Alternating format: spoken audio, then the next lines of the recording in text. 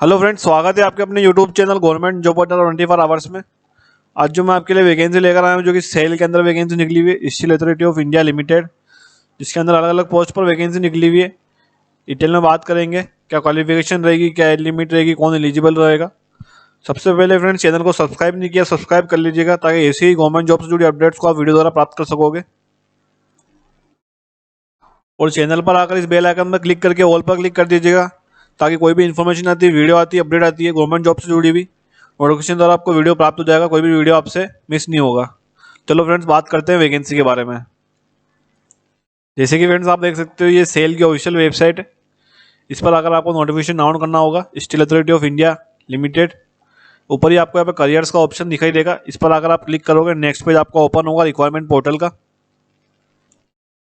जैसे कि फ्रेंड्स आप देख सकते हो, ये आपका नेक्स्ट पेज ओपन हो चुका है रिक्वायरमेंट पोर्टल का। उसके बाद आपको नीचे स्क्रॉल डाउन करना होगा, जॉब ओपनिंग्स ऊपर आपको दिखाई देगा। उसके बाद नीचे आपको जॉब्स का ऑप्शन दिखाई देगा, ये कॉलम, वहाँ पर ही आपको दिखाई देगा advertisement number 1/2024 for the requirement of operator cum technician trainee OCTT plants units in mines of SAIL. इस पर अगर आप क्लिक करोगे, नोटिफिकेशन आपका डाउन हो जाएगा। अगर आपको नोटिफिकेशन डाउन करने में कोई दिक्कत आती है तो इसका मैं आपको लिंक डिस्क्रिप्शन में दे रहा हूँ ताकि डायरेक्टली जाके भी डाउनलोड कर सकोगे। डाउनलोड करने में आपको कोई दिक्कत नहीं आएगी। और फिर डिटेल में बात करते हैं नोटिफिकेशन के बारे में। जैसे कि फ्रेंड्स आप देख सकते हो, मैंने नोटिफिकेशन डाउनलोड कर लिया है। Steel Authority of India limited ऊपर ही लिखा हुआ है, government of India public sector undertaking के अंदर है। इसका हेड ऑफिस भी दिया गया है लोधी रोड, न्यू दिल्ली के अंदर। जैसे कि इसकी हेडिंग लगी हुई है, requirement notification for the appointment in the various plants units and mines of SAIL's Steel Authority of India Limited, जो कि एक भारत में पब्लिक सेक्टर इंटरप्राइज है गवर्नमेंट ऑफ इंडिया के अंडरटेकिंग के अंदर।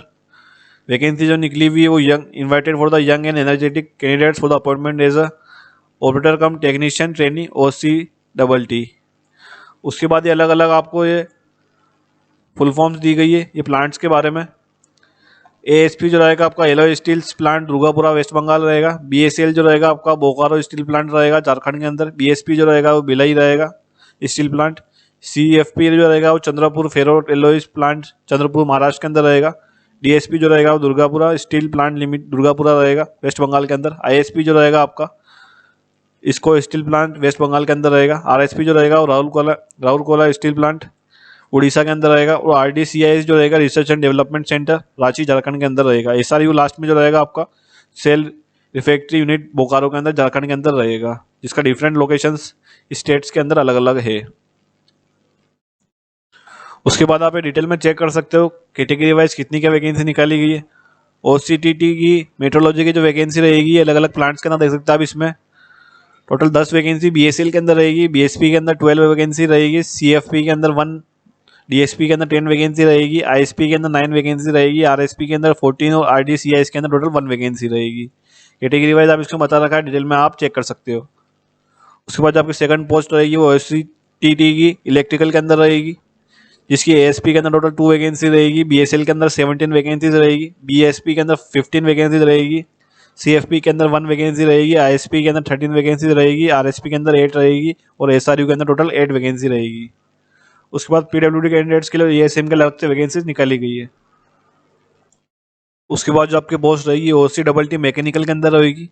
टोटल आपकी ASP के अंदर 3 वैकेंसीज निकाली गई है, BSL के अंदर 24 वैकेंसीज रहेगी, BSP के अंदर 35 वैकेंसीज रहेगी, CFP के अंदर 2 वैकेंसी रहेगी, DSP के अंदर 10 वैकेंसी, ISP के लिए 18, RSP के लिए 7 और RDCIS के अंदर 1 वैकेंसी।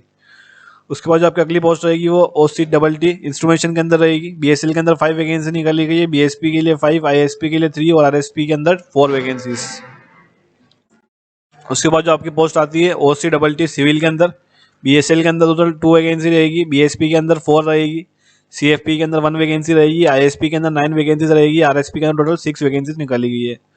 उसके बाद जो आपकी पोस्ट रहेगी वो OCTT केमिकल के अंदर रहेगी। BSL के अंदर 6 वैकेंसी रहेगी, BSP की 3, DSP की 5, ISP की 4 वैकेंसी। उसके बाद आपकी पोस्ट रहेगी OCTT सिरामिक के अंदर, ISP के अंदर टोटल 2 वैकेंसी और RSP के अंदर 4 वैकेंसीज।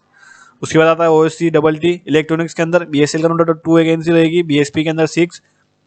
और उसके बाद जो रहेगा आपका OCTT कंप्यूटर एंड IT, जो कि सिर्फ माइंस के लिए रहेगी। BSL के अंदर टोटल 18 वैकेंसीज निकाली गई है और RSP के लिए 2 वैकेंसी।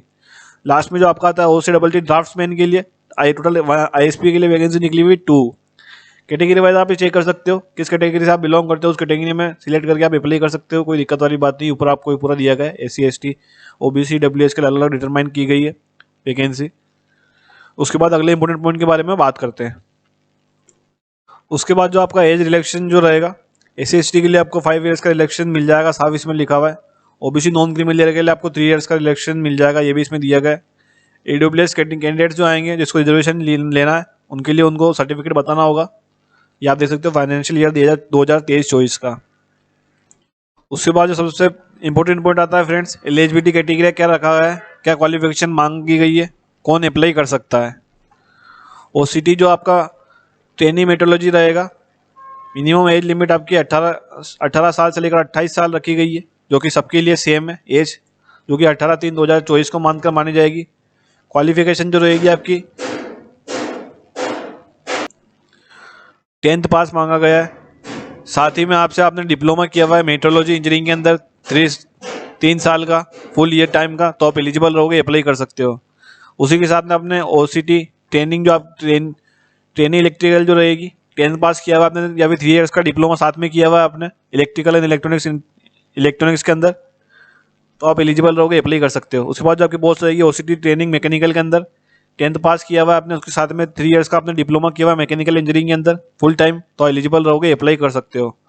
उसके बाद जो अगली पोस्ट रहेगी OCT ट्रेनी इंस्ट्रूमेंटेशन के अंदर 10th पास किया हुआ आपने, 3 ईयर्स का फुल टाइम डिप्लोमा किया हुआ आपने इंस्ट्रूमेंटेशन के अंदर, या फिर इंस्ट्रूमेंटेशन इलेक्ट्रॉनिक्स के अंदर, या फिर instrumentation control instrumentation and automation के अंदर इंजीनियरिंग के अंदर, तो आप एलिजिबल रहोगे, अप्लाई कर सकते हो। उसके बाद आपकी पोस्ट रहेगी OCT ट्रेनी सिविल के अंदर 10th पास किया हुआ है आपने, साथ ही में आपने 3 ईयर्स का फुल टाइम डिप्लोमा किया हुआ है सिविल इंजीनियरिंग के अंदर, तो आप एलिजिबल रहोगे, अप्लाई कर सकते हो। उसके बाद जो आपकी पोस्ट रहेगी OCT ट्रेनिंग केमिकल के अंदर 10th पास किया हुआ आपने, उसके साथ में 3 ईयर्स का फुल टाइम डिप्लोमा किया हुआ है केमिकल इंजीनियरिंग के अंदर, एलिजिबल रहोगे, अप्लाई कर सकते हो।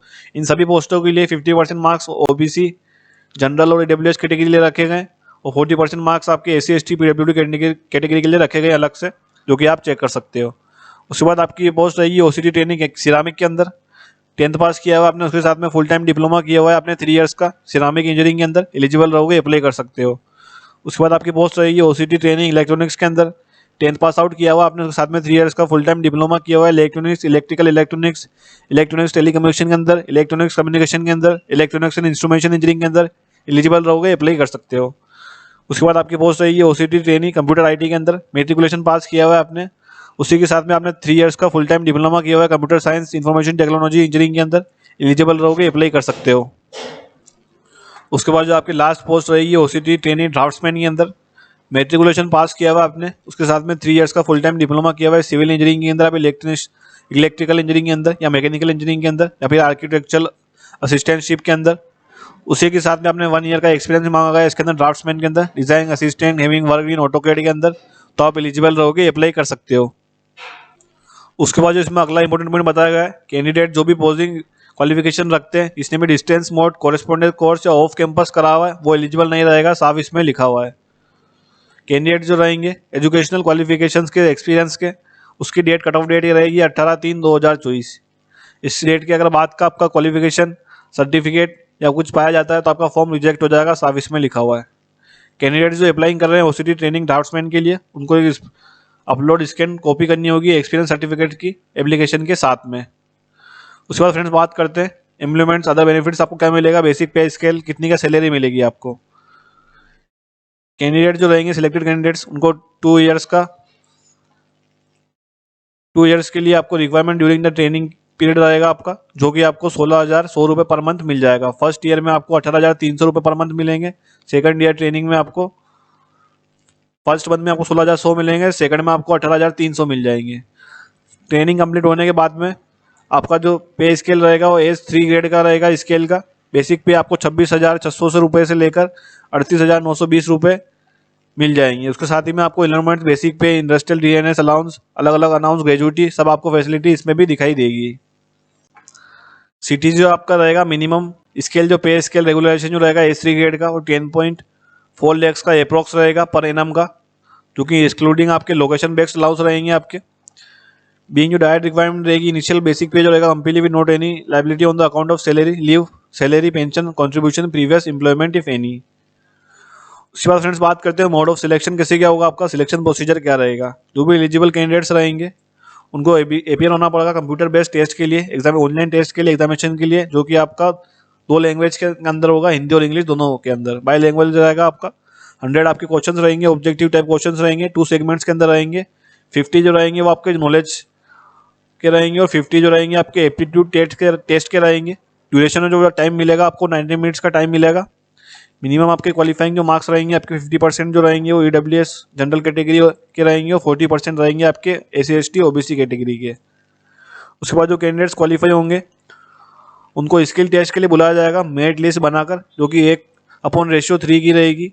कट ऑफ मार्क्स जो रहेंगे ऑब्टेन जो मोर देन 1 कैंडिडेट्स रहेंगे कॉल फॉर स्किल टेस्ट के लिए बुलाया जाएगा, जो कि प्लांट्स यूनिट्स माइंस और लोकेशन ऑफ SAL के अंदर रहेगी स्टील अथॉरिटी ऑफ इंडिया के लिए। स्किल टेस्ट जो होगा आपका वो क्वालिफाइंग सिर्फ नेचर रहेगा। फाइनल सिलेक्शन के लिए आपके वेटेज जो मार्क्स रहेंगे CBT के 100% keeping the view reservation category है, उसके हिसाब से आपकी फाइनल मेरिट लिस्ट बनेगी, उसके हिसाब से लास्ट में आपका सिलेक्शन होगा। उसके बाद आपको इसमें फिजिकल स्टैंडर्ड भी शो किया गया है। हाइट वेट मेल के लिए 155 सेंटीमीटर रहेगी, फीमेल के लिए 143 सेंटीमीटर्स रहेगी। वेट 45 kg रखा गया है, फीमेल के लिए 35। चेस्ट मेजरमेंट के भी दिया गया है इसके अंदर। अलग अलग डिटेल्स आप वो नोटिफिकेशन के अंदर डिटेल में चेक कर सकते हो। उसके बाद फ्रेंड्स बात करते हैं एप्लीकेशन फीस के बारे में। आपकी जो एप्लीकेशन फीस लगेगी जनरल ओबीसी और ईडब्ल्यूएस कैंडिडेट्स के लिए 500 रुपीज़ फीस रखी गई है। SC ST PWD ASM candidates और डिपार्टमेंटल जो भी कैंडिडेट्स रहेंगे उसके लिए 200 रुपीज़ फीस रखी गई है। At the time of submission जो रहेगा आपको ऑनलाइन पेमेंट करना होगा नेट बैंकिंग, क्रेडिट कार्ड या ATM कार्ड के थ्रू। उसके बाद जो भी कैंडिडेट्स रहेंगे बैंक चार्जेस जो रहेंगे, प्रोसेसिंग फीस जो रहेगी, एक बार जो आप पेड कर दोगे नॉन रिफंडेबल रहेंगे, साफ इसमें लिखा हुआ है। टेस्ट सेंटर जो रहेंगे आपको नोटिफाई कर दिया जाएगा ईमेल एड्रेस के द्वारा, रजिस्टर्ड मोबाइल नंबर द्वारा। डेट ऑफ टाइम जो वेन्यू रहेगा आपको CBT का ऑफिशियल वेबसाइट पर ईमेल पे आपको एडमिट कार्ड द्वारा नोटिस कर दिया जाएगा। उसके बाद जो फ्रेंड आपको बताएगा इसमें अप्लाई कैसे करना है, हाउ टू अप्लाई। एलिजिबल जो भी कैंडिडेट्स रहेंगे वो सेल की ऑफिशियल वेबसाइट पर आना होगा उन लोगों को। करियर्स पेज पर क्लिक करके www.sailcareers.com में जाकर उसको सब डॉक्यूमेंट्स क्वालिफिकेशंस के, सर्टिफिकेट्स के, मोबाइल नंबर, ईमेल, OTR ये सबमिट रजिस्ट्रेशन करना होगा। रजिस्टर करने के बाद आपको अप्लाई करना होगा।